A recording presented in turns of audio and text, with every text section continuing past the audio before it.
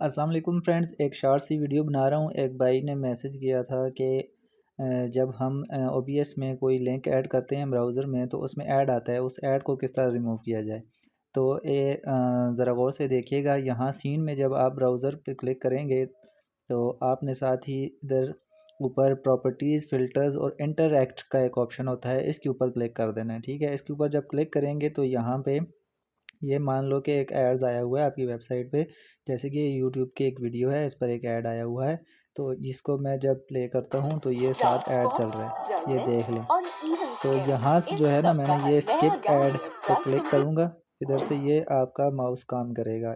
यहाँ पे नहीं करेगा, यहाँ पे करेगा। तो इसको मैं ख़त्म कर देता हूँ, ठीक है। तो ये इंटरैक्ट का ऑप्शन है, इसके ज़रिए से आप कर सकते हैं कुछ भी मतलब एक्शन अप्लाई करना हो आपने। जैसे कि ये वीडियो मैंने पॉज़ कर दी है और चला दी है, ठीक है।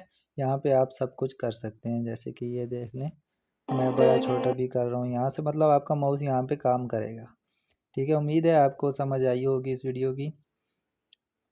चैनल को सब्सक्राइब कर दें और बेल का आइकन प्रेस कर दें और वीडियो को लाइक और कमेंट ज़रूर कर दीजिएगा। Thank you so much.